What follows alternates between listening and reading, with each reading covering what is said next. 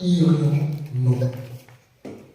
À qui irions-nous est le terme que je veux aborder avec vous en ce dimanche. Et pourquoi? Pour la simple raison que nous sommes dans un temps difficile. Nous sommes dans un temps extrêmement difficile et nous avons besoin d'approfondir notre relation davantage avec Dieu. Nous avons besoin d'éprouver les raisons ou les motivations qui nous poussent à chercher ce grand Dieu. Quelles sont les motivations qui nous poussent à louer Dieu? Quelles sont les motivations qui nous poussent à chercher Dieu?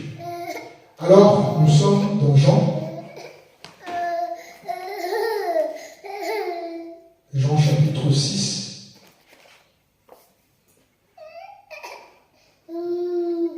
Jean chapitre 6. Nous allons lire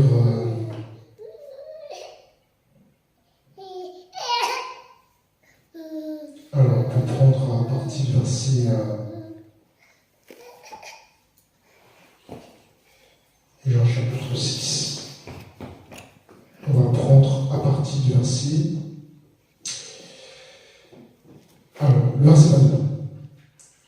La foule qui était restée de l'autre côté de la mer avait remarqué qu'il ne se trouvait là qu'une seule barque et que Jésus n'était pas monté dans cette barque avec ses disciples, mais qu'il était parti seul. Le verset 23. L'homme, comme d'autres barques, était arrivé de Tibériade près du lieu où il avait mangé le pain après que le Seigneur eut rendu grâce. Le verset 24. Les gens de la foule, l'ayant vu que ni Jésus ni ses disciples n'étaient là, montèrent eux-mêmes dans ces barques et allaient à Capernaum à la recherche de Jésus. Et l'ayant trouvé au-delà de la mer, ils lui dirent: Rabbi, quand es-tu venu ici? Verset 26. Jésus leur répondit: en vérité, je vous le dis, vous me cherchez non parce que vous avez vu des miracles, mais parce que vous avez mangé des pains et que vous avez été rassasiés. Le verset 27. Travaillez non pour la nourriture qui périt, mais pour celle qui subsiste, pour la vie éternelle, et que le Fils de l'homme vous donnera. Car c'est lui que le Père, que Dieu lui-même a marqué de son sceau. Le verset 28, il nous dit: que devons-nous faire pour accomplir les œuvres de Dieu? Jésus leur répondit: l'œuvre de Dieu, c'est que vous croyez en celui qu'il a envoyé. 30. Quel miracle fais-tu donc? Lui dit-il, afin que nous le voyions et que nous croyions en toi. Que fais-tu? Nos pères ont mangé la manne dans le désert, selon ce qui est écrit. Il leur donne le pain du ciel à manger. Le verset 32. Jésus leur dit: en vérité, je vous le dis, Moïse ne vous a pas donné le pain du ciel, mais mon Père vous donne le vrai pain du ciel. Verset 33. Car le pain de Dieu, c'est celui qui descend du ciel et qui donne la vie au monde. Le verset 34. Il lui dit: Seigneur, donne-nous toujours ce pain. Jésus lui dit: je suis le pain de vie.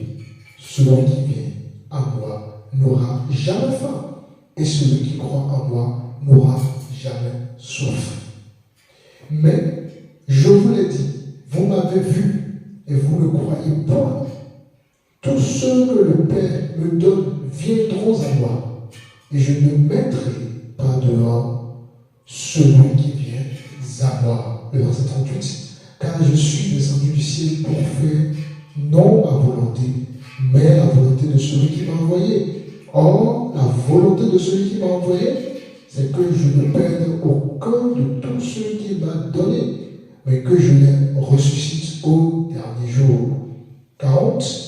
La volonté de mon Père, c'est que quiconque voit le Fils et croit en lui ait la vie éternelle, et je le ressusciterai le dernier jour.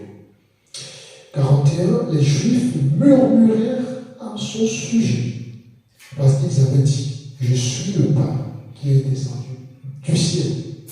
Et ils disaient, n'est-ce pas là Jésus, le fils de Joseph, celui dont nous connaissons le Père et la mère? Comment donc dit-il, je suis descendu du ciel? Jésus leur répondit, ne murmurez pas entre vous, nul ne peut venir à moi si le Père qui m'a envoyé ne l'attire, et je le ressusciterai au dernier. Le verset 47.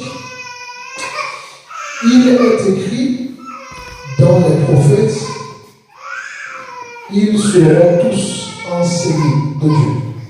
Ainsi, quiconque a entendu le Père et a reçu son enseignement vient à moi. C'est que nul n'a vu le Père sinon celui qui vient de Dieu. Celui-là a vu le Père. En vérité, je vous le dis, celui qui croit en moi a la vie éternelle. Je suis le pain de vie. Verset 49. Vos pères ont mangé la manne dans le désert et ils sont morts. C'est ici le pain qui descend du ciel, afin que celui qui mange ne meure plus. Le verset 51. Je suis le pain vivant qui est descendu du ciel. Si quelqu'un mange de ce pain, il vivra éternellement. Et le pain que je donnerai, c'est ma chair que je donnerai pour la vie du monde. Là-dessus, les Juifs discutaient entre eux, disant, comment peut-il nous donner sa chair à manger?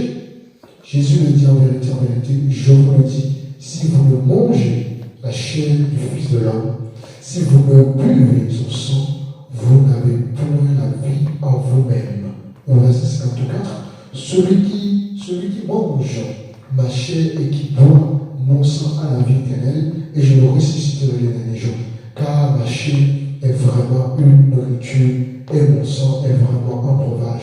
Celui qui mange ma chair et qui boit mon sang demeure en moi, et je demeure en lui.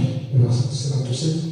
Comme le Père qui est vivant m'a envoyé et que je vis par le Père, ainsi celui qui me mange vivra par moi. C'est ici le pain qui est descendu du ciel. Il n'en est pas comme de vos pères qui ont mangé la manne et qui sont morts. Celui qui mange ce pain vivra éternellement. Le verset 59. Jésus dit ces choses dans la synagogue enseignant à Capernaum.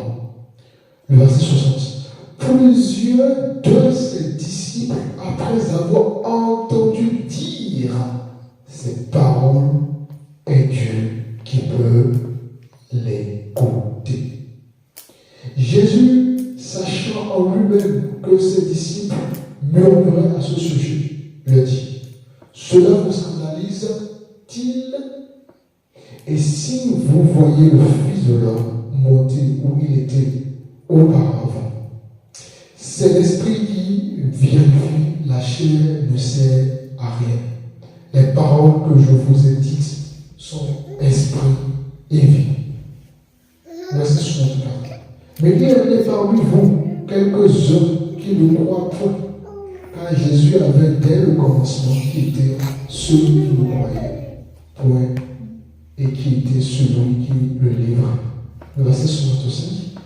Et il ajouta, c'est pourquoi je vous dis que nul ne peut venir à moi si cela ne lui a pas été donné par le Père. 66, qui est intéressant, qui nous intéresse ici. Et dès ce moment, plusieurs de ses disciples se retiraient et il n'allait plus avec lui. 67. Jésus donc dit aux 12, et vous, ne voulez-vous pas aussi vous en aller? Simon-Pierre lui répondit, Seigneur, à qui irions-nous? Tu as les paroles de la vie éternelle. Alléluia. Amen.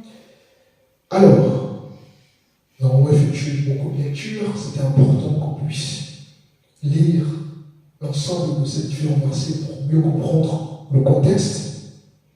Et donc, le terme de ce dimanche a été tiré de ce verset, du verset donc 68, que je peux reprendre. Simon-Pierre lui répondit, Seigneur, à qui irions-nous?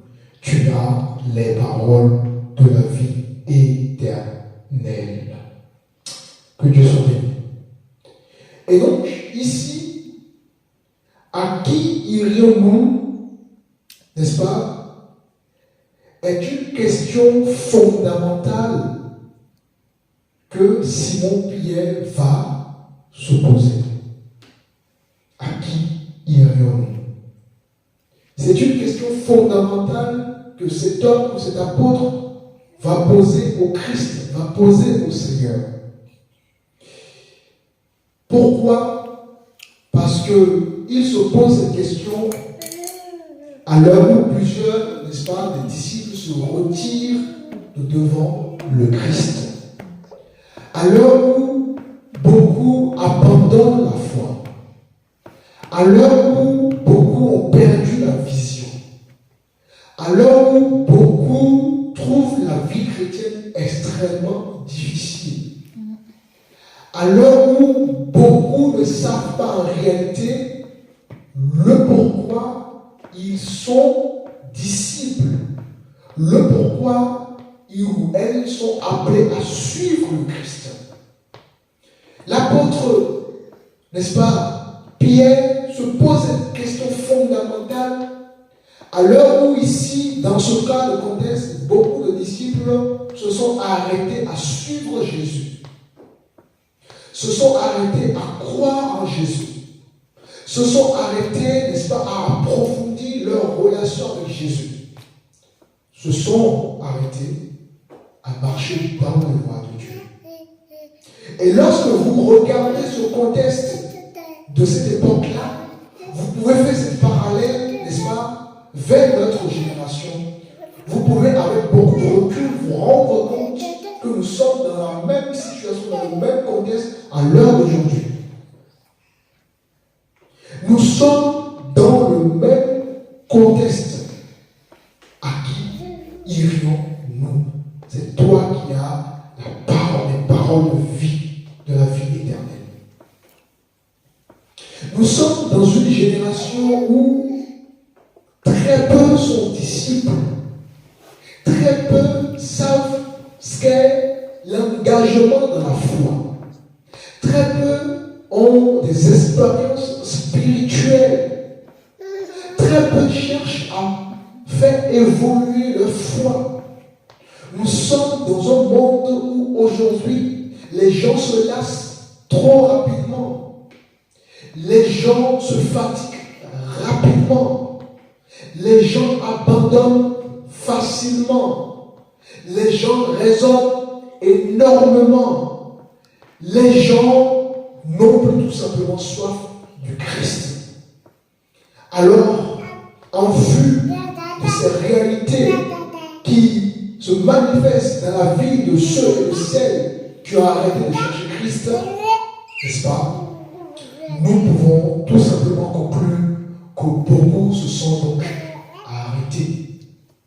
Beaucoup se sont arrêtés comme ces disciples qui se sont arrêtés lorsqu'ils vont se rendre compte que ce que Jésus leur demandait, ce que le Christ leur demandait en ce moment-là, n'est-ce pas, ils n'avaient tout simplement pas la révélation pour comprendre la parole, pour comprendre le message. Et c'est le même temps.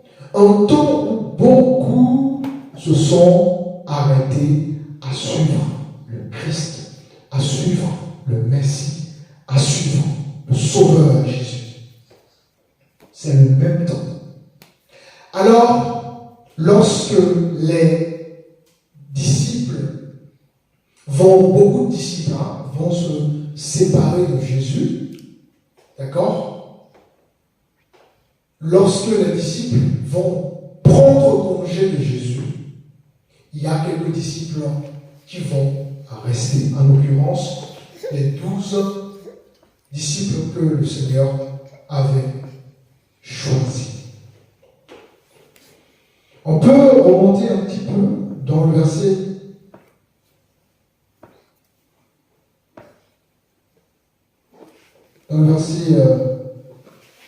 63. On peut reprendre 64. Mais il en est parmi vous quelques-uns qui ne croient point. C'est la même époque. C'est la même génération. Très peu d'hommes et de femmes croient en Jésus. Très peu d'hommes et de femmes ne savent même pas pourquoi ils ou elles sont chrétiens. Parce que la motivation qui est derrière la foi de chaque personne, la motivation qui est derrière notre adoration, qui est derrière notre marche avec Dieu, est à examiner. Croyons-nous réellement au Seigneur? Croyons-nous réellement au Christ? Parce que la vie, une relation avec Dieu, ou une relation avec Elohim, passe par la foi en Christ. Il faut croire en son Fils qu'il a envoyé. Parce que Jésus est le chemin, la vérité et la vie. Alors Jésus savait parmi la foule ceux qui croyaient et ceux qui ne croyaient pas. Et je peux vous garantir que parmi nous, Jésus sait qui croit et qui ne croit pas.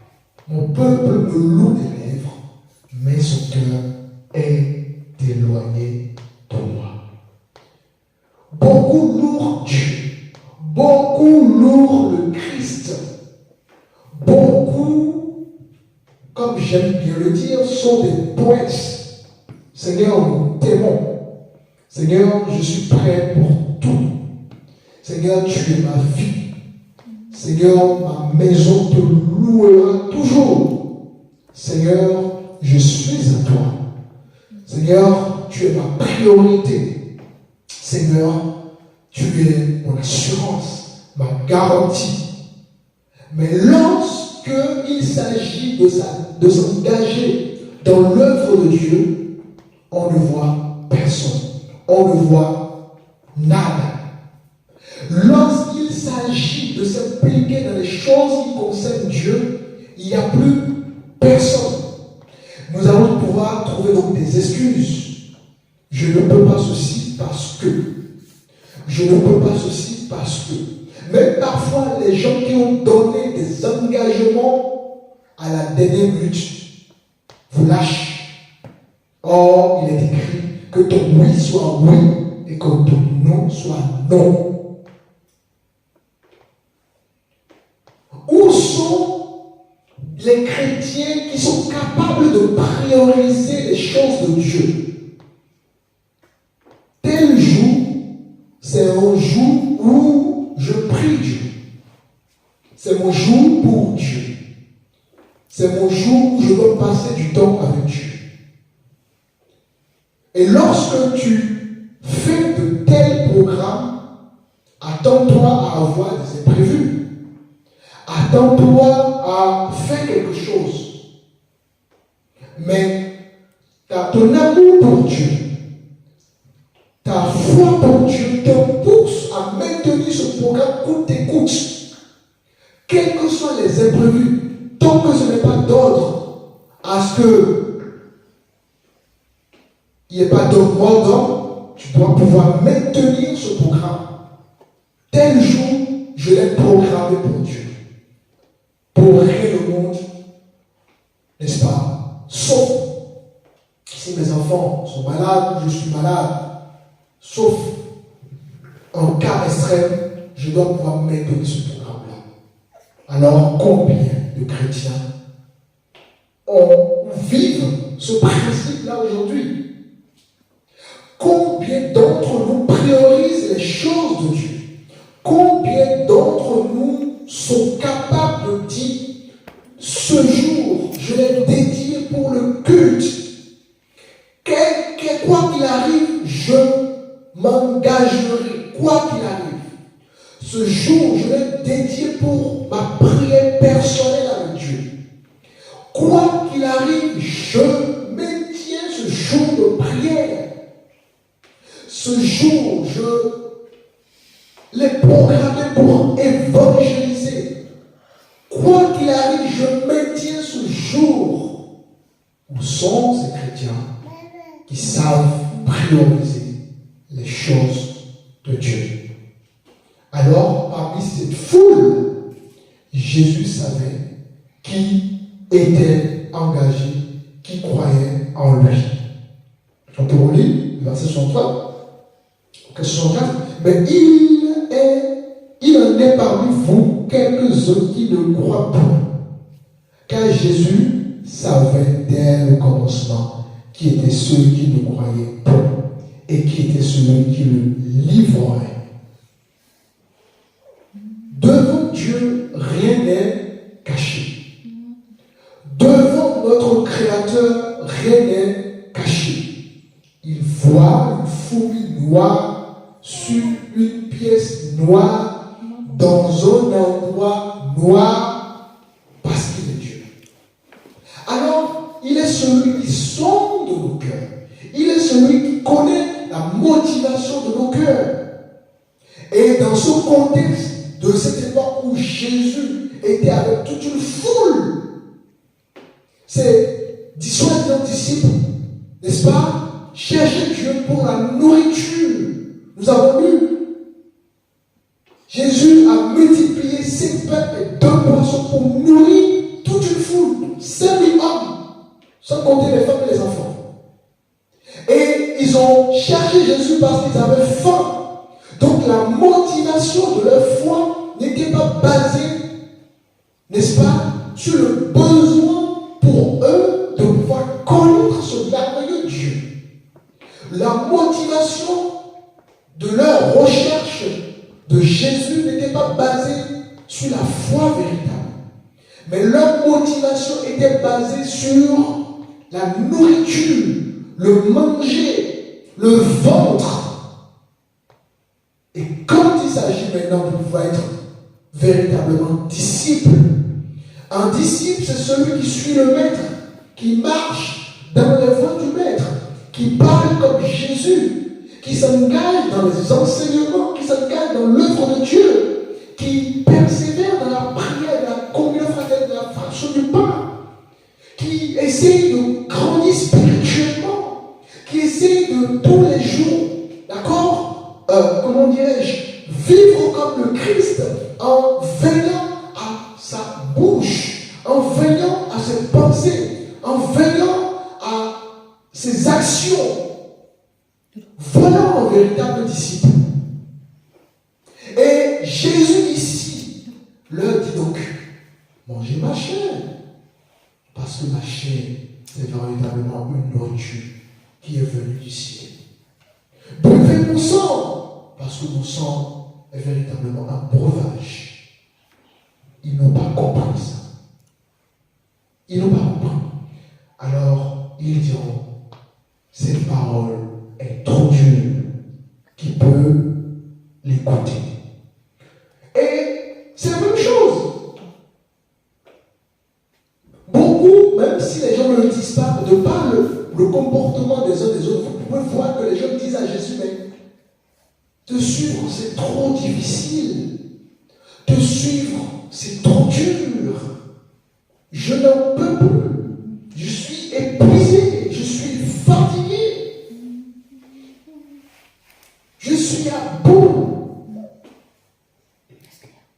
Oui, mon frère, ma soeur, si tu es à bout, parce que tu ne passes plus du temps dans la présence de Dieu. Si tu es épuisé, c'est parce que tu ne passes plus du temps dans la présence de Dieu. Si tu n'en peux plus, c'est parce que tu ne passes plus du temps dans la présence de Dieu. Alors voici, chers amis bien-aimés, une question fondamentale que l'apôtre Pierre se pose, alors même que beaucoup de disciples vont abandonner Jésus. Beaucoup de disciples vont s'arrêter dans la marche avec Jésus. À qui irions-nous? Mais d'une autre part, les gens trouvent la vie chrétienne difficile. Les gens trouvent que c'est trop dur. La parole de Dieu, c'est trop dur ce que Jésus demande. Les gens trouvent que suivre Dieu, c'est une corvée. Mais d'une autre part, n'est-ce pas, les gens n'ont pas du mal à chercher d'autres voies de bonheur, d'autres voies de réjouissance, d'autres voies de paix, d'autres voies de sérénité, d'autres voies d'assurance, d'autres voies de garantie. Les gens n'ont pas du mal à chercher toutes ces voies en abandonnant leur Créateur. Alors, donc, nous pouvons constater que, à la fois chez les païens, et même chez beaucoup de chrétiens, de ceux qui se disent être chrétiens, il y a une désorientation totale de la façon dont les gens cherchent le bonheur, de la façon dont les gens cherchent la paix. Alors que nous avons tout avec notre Dieu. Les gens n'ont pas du mal à aller voir les voyants, par exemple. Les gens n'ont pas du mal avec ça. Les gens sont prêts à dépenser beaucoup d'argent pour aller voir un voyant. Que ce soit les gens du monde, même les chrétiens, sont dans ces choses. Les gens n'ont pas du mal, n'est-ce pas, à aller, à se brancher, n'est-ce pas, sur tout ce qui est le horoscope. Les gens n'ont pas du mal avec ça. Déjà, le matin très tôt à 6h ou à 7h, les gens sont connectés à l'horoscope. Qu'est-ce que l'horoscope dit de cette journée? Qu'est-ce que l'horoscope dit par rapport à une femme que j'ai rencontrée, par rapport à un homme que j'ai rencontré? Les gens sont branchés à cela. Même les chrétiens sont dans ces choses. Les gens n'ont pas du mal à payer ou à donner des fétiches. Les gens n'ont pas du mal avec ça. Les gens ont beaucoup plus de facilité à adorer les fétiches qu'adorer Dieu. Les gens accordent beaucoup plus de respect à des fétiches qu'à Dieu lui-même, au Créateur. Voilà le monde dans lequel nous sommes, bien-aimés, aujourd'hui. À qui irions-nous? Les gens n'ont pas du mal à investir de l'argent dans le maraboutage, à consulter les marabouts à chaque fois qu'il y a un problème, qu'il y a des inquiétudes. Les gens n'ont pas du mal, n'est-ce pas, à consulter les marabouts, par exemple. Des hommes qui vont mourir comme nous, des hommes qui tombent malades comme nous, des hommes qui aussi sont fatigués comme nous. Les gens n'ont pas du mal avec ça. Les gens n'ont pas du mal à consulter les magiciens. Mais en ce qui concerne Dieu, c'est plus difficile. En ce qui concerne la foi chrétienne, c'est plus compliqué. Alors ces hommes-là n'avaient pas eu du mal à manger la nourriture que donnait Jésus. Jésus distribuait de la nourriture gratuitement. Alors oui, ces hommes-là avaient faim. Suivaient Jésus parce qu'il y avait un intérêt. Il fallait manger. C'est l'homme qui fait des miracles. C'est l'homme qui transforme, n'est-ce pas, ce pain en, je ne sais pas, en des multitudes pains. C'est l'homme qui multiplie de poisson. C'est l'homme qui donne à manger. Donc, il nous intéresse Jésus. Il nous intéresse Jésus dès lors que Dieu bénit ma vie. Jésus m'intéresse dès lors qu'il me donne un travail. Jésus m'intéresse dès lors qu'il me donne un mari. Jésus m'intéresse dès lors, n'est-ce pas, qu'il me permet de voyager. Jésus m'intéresse dès lors qu'il me permet d'avoir des enfants. Jésus m'intéresse dès lors, n'est-ce pas, qu'il m'accompagne dans mon projet. Jésus m'intéresse dès lors qu'il agit dans ma vie. Et en cela, pour beaucoup, Jésus est intéressant. Jésus intéresse beaucoup de personnes quand il s'agit du chaos dans leur vie. Quand il s'agit des sujets d'inquiétude, comme la maladie par exemple. Tu vas chez le médecin annonce que tu as un souci. Le sida par exemple, ou d'autres problèmes, ou des maladies incurables. Et là, Jésus peut intéresser les gens. Jésus intéresse les gens parce qu'on a appris qu'il guérit le cancer. Jésus m'intéresse parce que j'ai appris qu'il ouvre les yeux des aveugles. Jésus m'intéresse, n'est-ce pas, dès lors que je sais qu'il peut régler mon problème. Mais aussitôt le problème est réglé, aussitôt la solution, n'est-ce pas, réglée par Jésus, beaucoup s'arrêtent.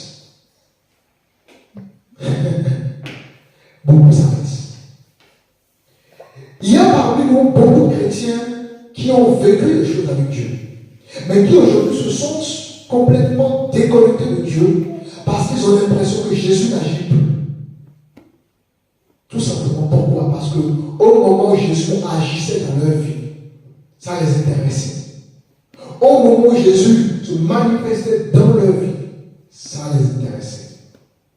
Mais à l'heure d'aujourd'hui, maintenant qu'il faut être un homme mature, une femme mature, Jésus n'intéresse plus les gens. Vous savez, pour ceux qui ont des enfants, quand vous avez des enfants à bas âge, en tant que parent, vous êtes régulièrement là. Parce que les enfants ont besoin de sécurité, les enfants ont besoin beaucoup d'affection qu'on soit là. Mais votre enfant qui va passer de 0 à 10 ans, par la suite à l'âge de 18 ans, 20 ans, 22 ans, 30 ans, ce n'est plus le même rapport. Pourquoi? Parce que l'enfant est devenu adulte. L'enfant est devenu mature. Amen. Vous devez comprendre qu'en tant qu'enfant de Dieu, au début, quand on arrive au Seigneur, c'est normal que Dieu soit toujours là. Hein? Dieu soit toujours là à nous donner, à nous bénir, à nous bénir. Parce que comme un enfant spirituel, nous avons besoin d'être rassurés. Nous avons besoin d'être dans la paix. Mais quand nous aurons cette de maturité, c'est fini. Le Seigneur nous laisse notre autonomie. Est-ce que pour autant on dit qu'il n'est plus là? Est-ce que pour autant on dit qu'il n'agit plus? Est-ce que pour autant on dit qu'il ne nous donne plus quelque chose? Alors, voilà le cas de l'Église. Voilà le cas de beaucoup de ceux qui se disent être disciples de Dieu. Alléluia. Amen. Et donc, aucune des solutions, que ce soit l'horoscope, le fétichisme, le maraboutage, les magiciens, etc., aucune de ces solutions, en réalité, ne nous sauve. Toutes ces solutions sont éphémères, toutes ces solutions sont temporaires. Toutes ces solutions sont parfois même camouflées.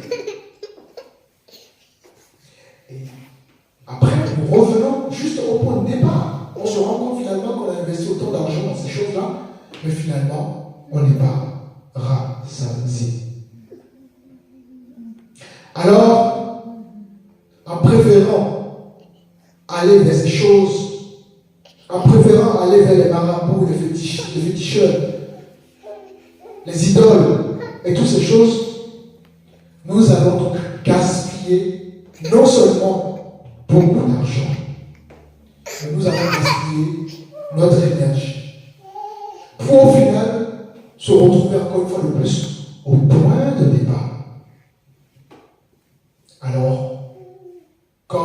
prière ce matin, cet après-midi, combien d'entre nous diront à qui irions-nous? Combien? À qui irions-nous? Il faut comprendre quelque chose qui est essentiel. Pour que l'apôtre Pierre, n'est-ce pas, arrive à pouvoir être ferme dans sa foi, bien que les gens partaient, pour que lui et évidemment les autres disciples arrivent à rester, il a fallu une expérience. Il a fallu, n'est-ce pas, des événements qu'il a vécu personnellement dans sa foi, qui a finalement fait de sorte qu'il puisse être enraciné dans la parole. Vous savez, allez voir un musulman, par exemple, et essayez de lui parler, je ne sais pas, de Jésus ou autre. Essayez de le détourner de sa foi, de sa religion. C'est très difficile. Et à votre avis, pourquoi c'est difficile? Parce que ce sont des gens qui ont des racines. Ce sont des gens qui ont des racines dans le Coran. Ce sont des gens à qui tu ne peux pas duper comme ça. Ce sont des gens qui ont vraiment une profondeur dans leur religion. Mais malheureusement, on peut constater qu'aujourd'hui, peu de chrétiens ont la profondeur dans leur foi. Vous avez qu'à porter un sujet nouveau et tout de suite, vous pouvez branler la foi d'un chrétien. Pourquoi? Parce qu'il n'y a pas d'enracinement. Alors pourquoi l'apôtre Pierre a réussi à être ferme dans sa foi et à comprendre surtout qu'au-delà de Jésus, qu'au-delà de Christ, au-delà du Messie, n'est-ce pas, il n'y a plus d'autres voies meilleures. Alors, on va prendre rapidement Jean.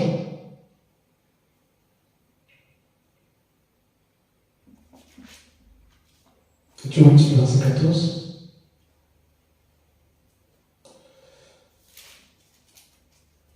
Je lis au nom de Jésus-Christ. Ouais. Jésus se rendit ensuite à la maison de Pierre. Il vit la belle-mère de celui-ci couchée avec de la fièvre. Il lui toucha la main et la fièvre la quitta. Alléluia. Ici, il y a une fermeté dans la foi de l'apôtre Pierre. Il y a une fermeté dans la foi de cet homme. Parce que cet homme connaissait la puissance du Messie. Ici, dans ce cas bien précis, il a vu que le Messie avait guéri sa belle-mère. Il a été témoin, n'est-ce pas, d'une guérison, n'est-ce pas, d'un membre proche de sa famille. Et tout ça, ça a justement, comment dirais-je, encouragé, enraciné sa foi. Et donc, on peut voir ici qu'il y a une expérience de la part de cet apôtre. Une expérience ici, cette expérience-là ici, c'est clairement, il a été témoin d'une guérison de sa belle-mère, de la part, n'est-ce pas, du Messie.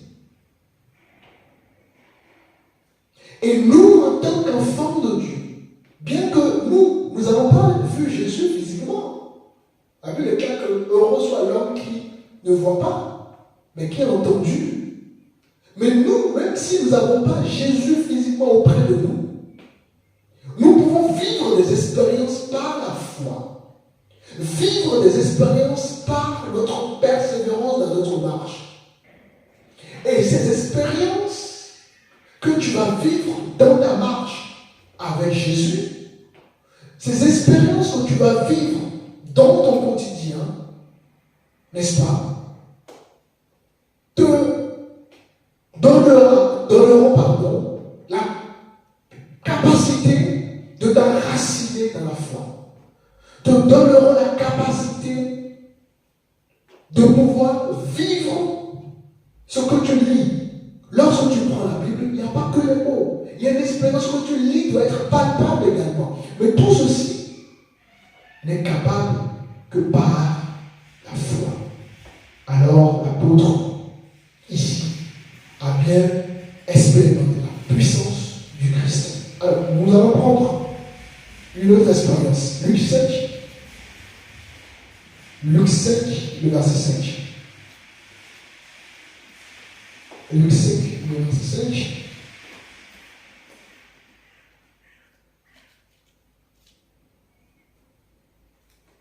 Luc 5, le verset 5.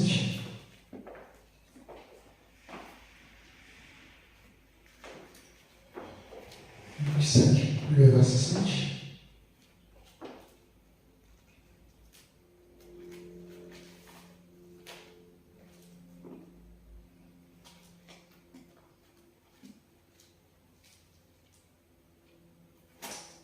Luc 5. On peut le prendre à partir du le verset 2, pour bien comprendre. Je lis au nom de Jésus-Christ. Ouais. Il vit au bord du lac 2 barques. Les pêcheurs en étaient descendus pour laver leur filet. Il monta dans l'une de ces barques qui appartenait à Simon. Il le pria de s'éloigner un peu du rivage. Puis il s'assit et de la barque, il enseignait la foule. Quand il eut fini de parler, il dit à Simon, « Avance là où l'eau est profonde et jetez vos filets pour pêcher. » Simon lui répondit, « Maître, nous avons travaillé toute la nuit sans rien prendre. Mais sur ta parole, je jetterai des filets. » Ils les jetèrent et prirent une grande quantité de poissons. Alléluia. Donc, dans ce passage, alors que ces hommes avaient travaillé toute la nuit sans rien prendre, qu'est-ce qui va se passer? Jésus va bénir, n'est-ce pas, la pêche de ces hommes en rendant cette pêche miraculeuse. Ils ont pêché toute la nuit, rien. Jésus arrive dans leur vie et bénit cette pêche. Et subitement, n'est-ce pas, ces hommes qui étaient des pécheurs, d'accord, vont donc vivre un miracle incroyable. Voilà une autre expérience dans la vie de cet homme.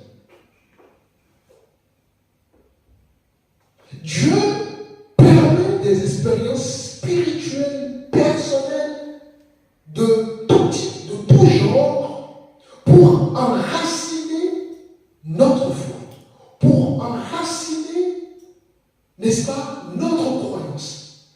Parce qu'il sait que des jours mauvais arrivent, parce qu'il sait qu'un jour, tu feras face à des obstacles. Et pendant ou lors de ce jour, ces expériences qu'il te permet de vivre t'aideront pour te ferme.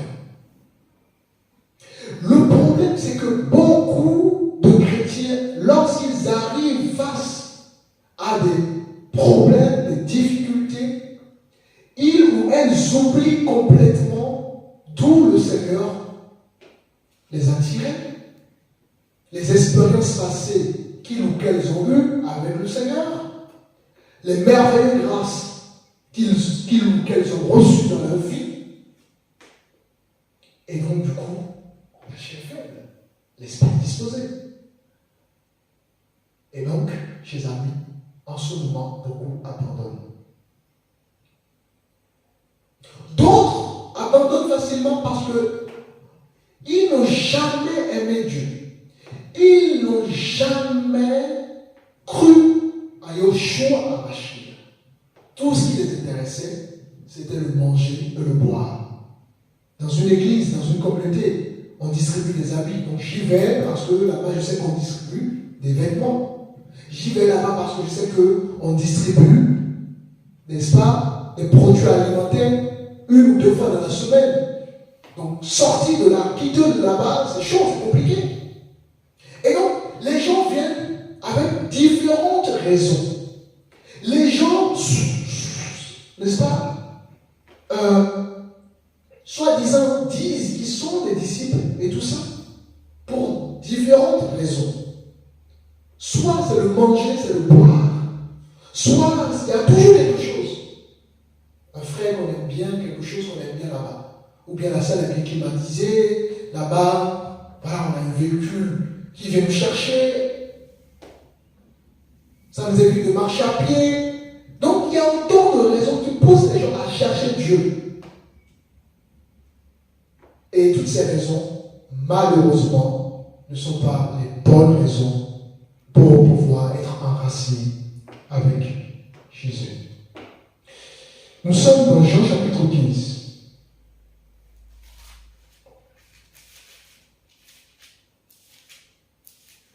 Nous avons lu le verset 5.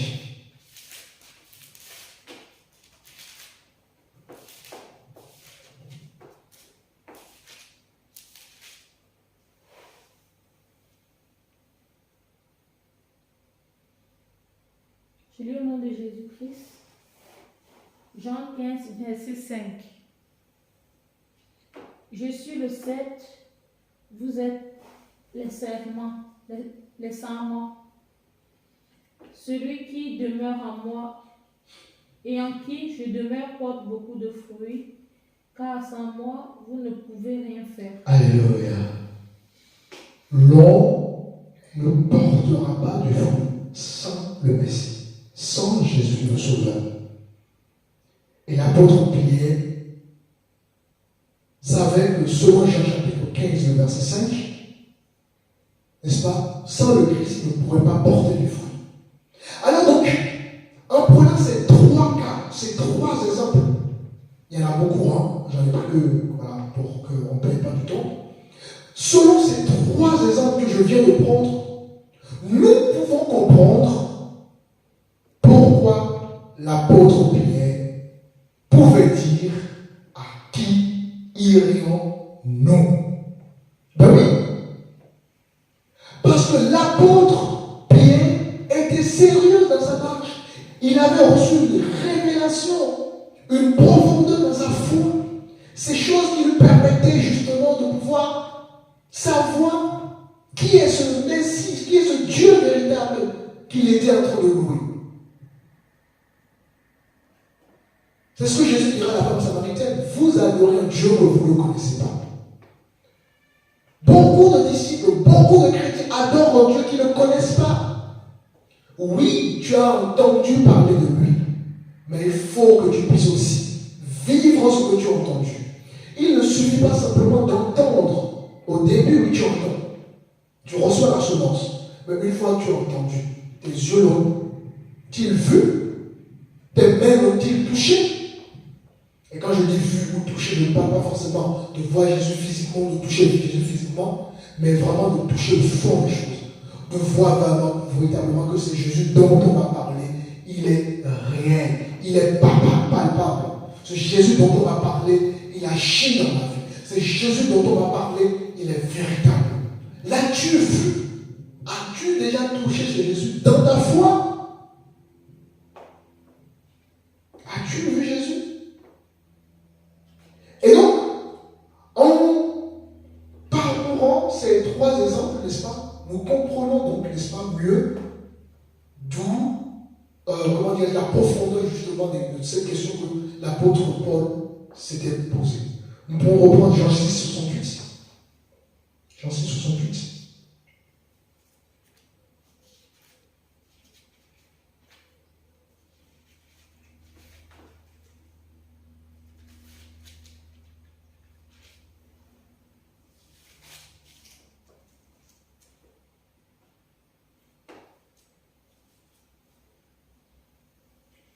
Simon-Pierre lui répondit, Seigneur, à qui irions-nous?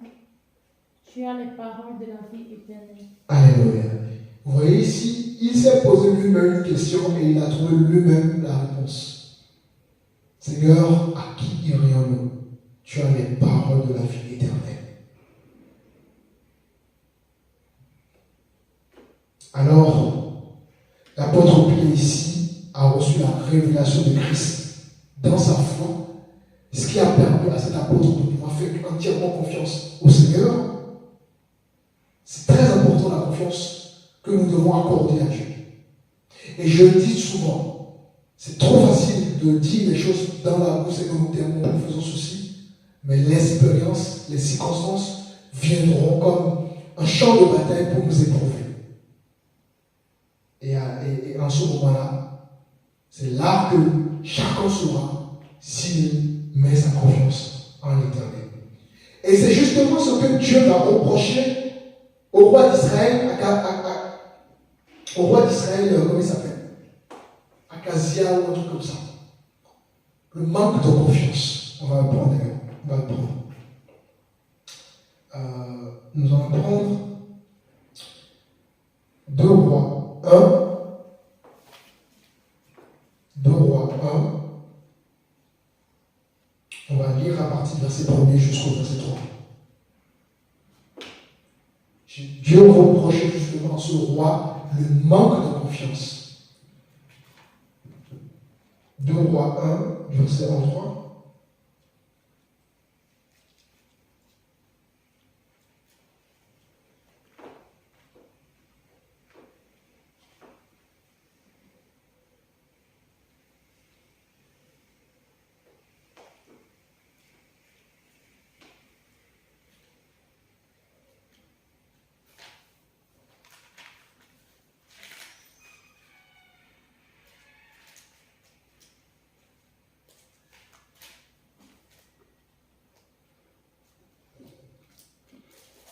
Alors, donc, 2 Rois 1, verset 1. 2 Rois 1.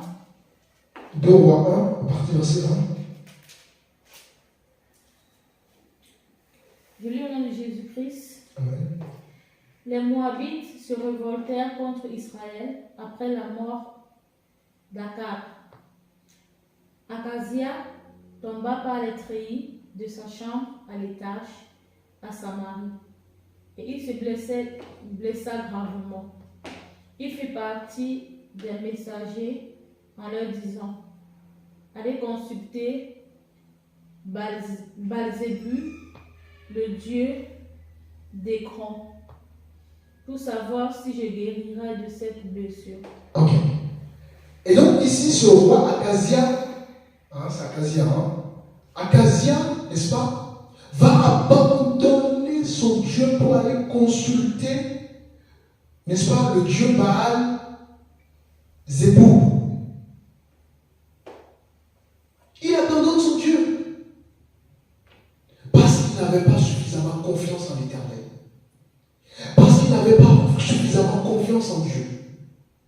Avec tout ce qu'il a expérimenté de par ce Dieu, il a quand même abandonné son Dieu pour aller consulter des idoles. Si on relit le verset 3, est-ce parce qu'ici une prophétie va tomber de la part du prophète Élie pour ce roi? Est-ce parce qu'il n'y a point de Dieu? Quand vous allez vers les féticheurs, quand vous écoutez, vous lisez ou écoutez peu importe, où vous êtes branché à l'horoscope, vous allez vers les magiciens, vous cherchez les choses par vos propres solutions, vous êtes littéralement en train de dire qu'il n'y a plus d'autre Dieu. Vous êtes en train littéralement de mettre Dieu de côté. Est-ce parce qu'il n'y a point de Dieu? Le comportement que nous avons parfois, qui est un comportement qui montre clairement que nous manquons de confiance à l'égard de notre Dieu, est un comportement qui déclare très clairement que nous ne faisons clairement pas confiance en Dieu. Le Dieu qui t'a touché, le Dieu qui s'est révélé à toi, il est où au moment où tu cherches les solutions par toi-même? Il est où ce Dieu au moment où tu fais les choses par toi-même? Est-ce parce qu'il n'y a point de Dieu en Israël que vous allez consulté Baal Zéboum, Dieu d'écrou. Beaucoup ont abandonné Yahweh pour d'autres dieux, pour des idoles. Les idoles, ça peut être physique, ça peut être dans votre conscience, ça peut être une image. Vous pouvez adorer une idole sans vous rendre compte. Sans vous rendre compte, tout peut être une idole dans votre vie. Tout peut être une idole dans votre vie. Alors regardez la sentence sur la vie de ce roi. Nous descendons le verset 16. Verset 16. Il lui dit, ainsi parle l'Éternel parce que tu as envoyé des messagers pour consulter Baal Zéboum, Dieu d'Écron, comme s'il n'y en avait en Israël point de Dieu dont on puisse consulter la parole. Ce que Dieu veut, c'est que tu puisses toujours nous consulter. T'appuies sur lui. Lui fais confiance. Je continue à le dire. Tu ne descendras pas du lit sur lequel tu es monté, car tu mourras.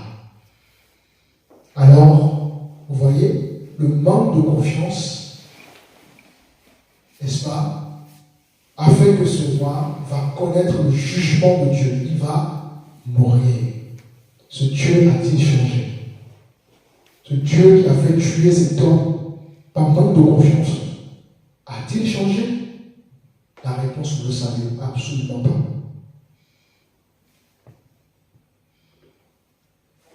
On ne joue pas avec Dieu. On ne joue pas avec Dieu.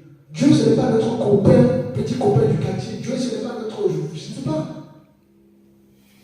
Quel est le respect que nous accordons à ce Dieu? Nous devons avoir de la révérence pour ce merveilleux Dieu.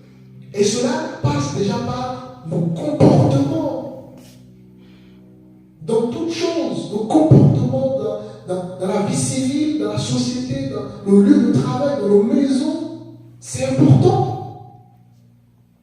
Honorer Dieu ou reconnaître la grandeur de Dieu, ce n'est pas au travers des mots, mais c'est au travers d'un comportement, c'est au travers d'une mentalité, c'est au travers d'une façon de réfléchir, et c'est au travers de nos actions.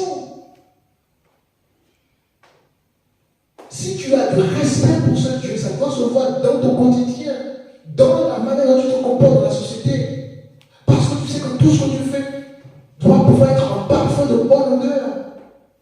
C'est ainsi que tu vas pouvoir montrer ton respect vis-à-vis de Dieu. Alors, ce roi va perdre la vie à cause de manque de confiance et il ira consulter des idoles. Alléluia. Amen. Alors, es-tu rétrogradé en ce moment? Quel est ton niveau de marche actuellement? Quel est ton niveau de marche? Quel est ton niveau de profondeur dans ta foi? Quel est ton niveau de profondeur dans tes engagements dans l'œuvre de Dieu? Quel est ton niveau de profondeur dans ta persévérance? Quel est ton niveau de profondeur dans les enseignements que tu reçois? Quel est ton niveau de profondeur? Tout simplement dans ta foi. As-tu été rétrogradé par manque de profondeur, par manque de vision, par manque de révélation? Je te lance, le Seigneur te lance l'appel cet après-midi.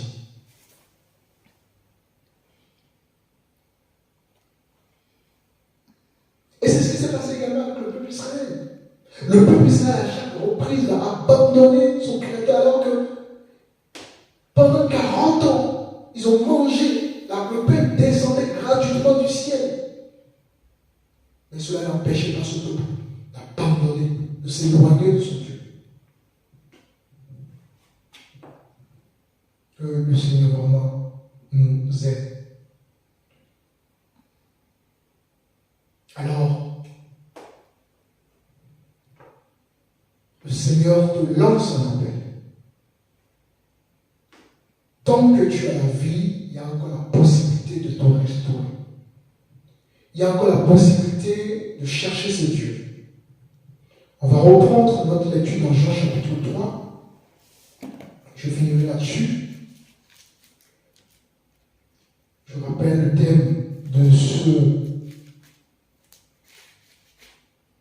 ce temps de parole à qui Jean chapitre 6.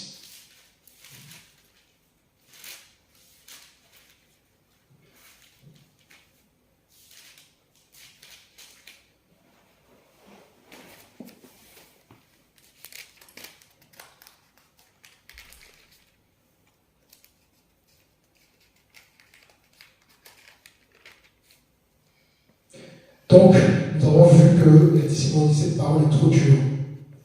Parce que la motivation de leur marche, de leur foi, elle n'était pas censée tout simplement. J'espère que ce n'est pas ton cas. Et si c'est le cas, demande au Seigneur sa révélation.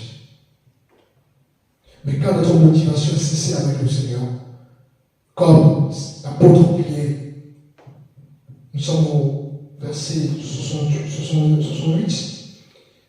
Jésus va leur dire dans le verset 67, Jésus donc dit aux 12, et vous, ne voulez-vous pas aussi vous en aller? Alors le Seigneur te pose cette question. Ne veux-tu pas t'en aller? Parce que ça fait depuis quand tu as pris? La dernière fois que tu as pris, ça remonte à quand? Ne veux-tu pas t'en aller? La dernière fois que tu t'es engagé dans l'œuvre de manière constante, ça remonte à quand? Ne veux-tu pas t'en aller? La dernière fois, tu as fait quelque chose, une bonne action pour le Seigneur. Tu es parti évangéliser, ça remonte à quand tout ça? Ne veux-tu pas t'en aller? Le verset 68, Simon Pierre lui répondit, Seigneur, à qui irons-nous? Tu as les paroles de la vie éternelle.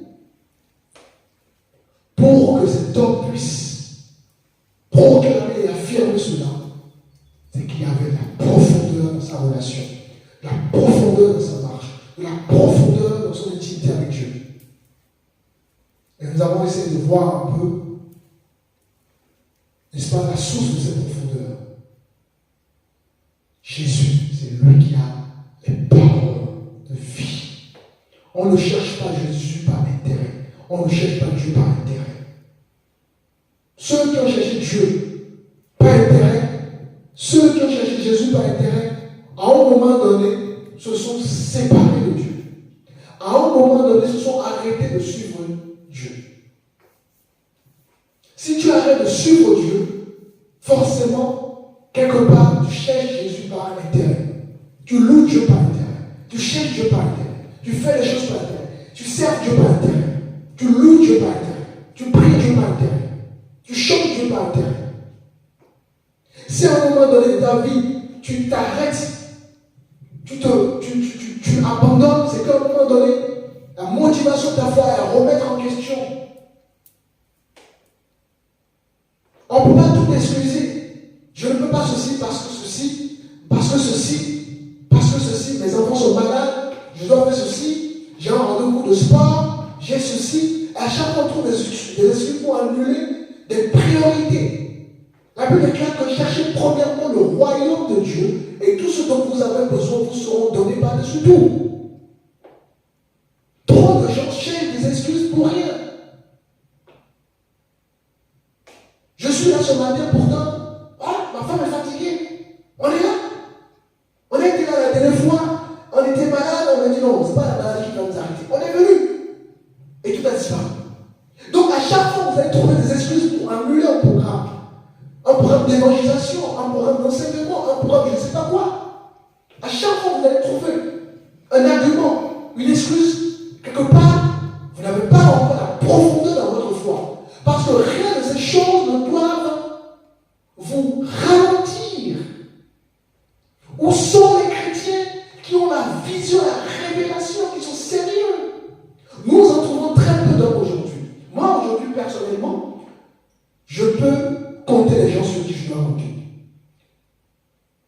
les gens sont tellement pas fiables. Les gens ne sont pas fiables, on ne peut pas compter sur les gens. Mais ce sont les mêmes personnes demain qui te reprocheront, tu fais les choses sans moi. Mais quand il faut compter sur les gens, on ne les voit pas.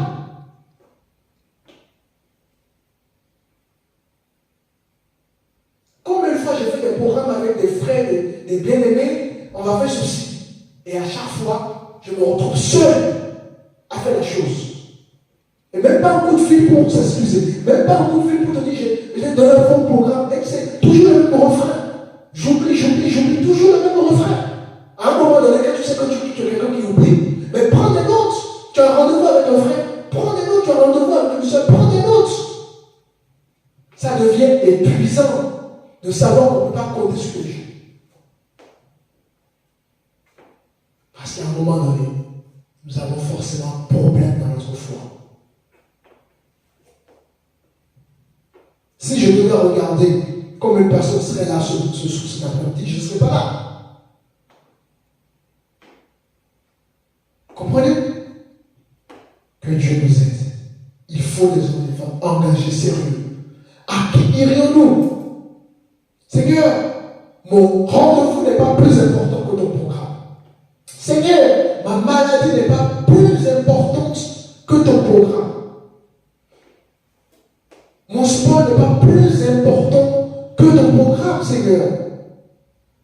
Où sont les hommes qui pensent, qui réfléchissent, qui agissent de telle manière? Ils sont très beaux. Où sont ces femmes? Elles sont très beaux. Simon-Pierre lui répondit, Seigneur, à qui irons-nous? Tu as les paroles de la vie éternelle. Quand vous avez la révélation de qui est Jésus, de qui est votre Créateur, n'est-ce pas?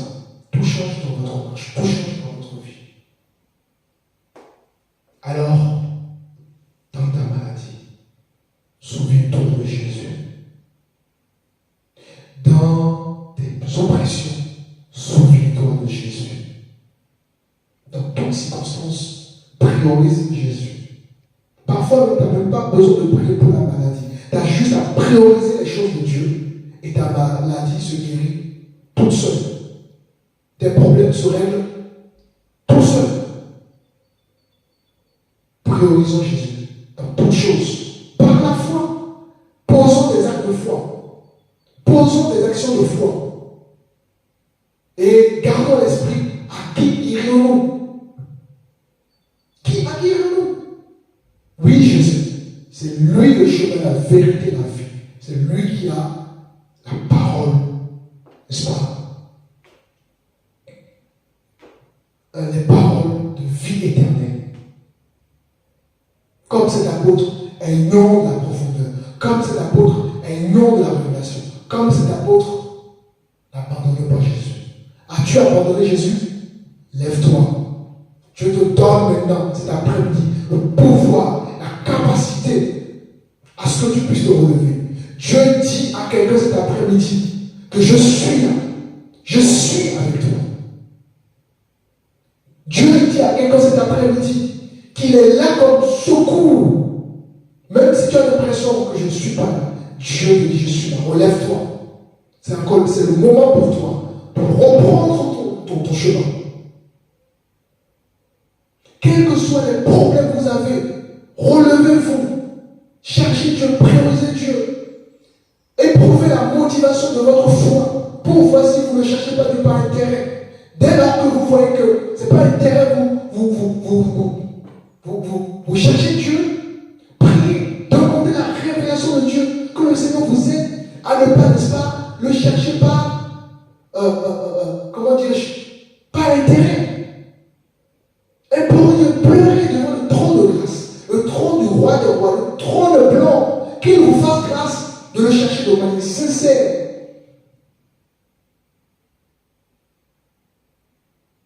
Mais pour cela, il faut examiner vos choix. Vos comportements, n'est-ce pas, vous dictent tout.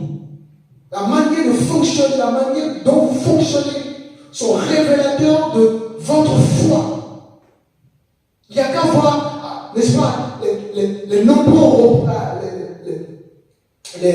à chaque fois, comment dirais-je, à chaque fois que vous avez repoussé un moment de prière, repoussé un temps que vous devez passer avec Dieu. À chaque fois que vous avez posé des actions comme ça, vous pouvez comprendre qu'il y a plus de profondeur en réalité. Et tous ces éléments sont des signaux dans votre vie. Et en réalité, vous devez en réalité chercher davantage Dieu. Vous sentez la fatigue, cherchez davantage Dieu. Vous cherchez, vous avez l'impression qu'il n'y a pas ce truc, ce déclic, cette profondeur de Dieu. Cherchez Dieu. Et vous aurez la révélation. Il n'est pas le fils de l'homme entier. Dieu tient ses promesses. Alors, c'est après Dieu renouvelle ses promesses avec vous. Dieu renouvelle sa pensée avec vous. Alors, relevez-vous. N'est-ce pas? Engagez-vous davantage. Soyez sérieux dans la marche. Et vous verrez que le Seigneur a toujours été là avec vous, à vos côtés. Il ne vous a jamais quitté. Il ne vous a jamais abandonné. Que le nom du Seigneur soit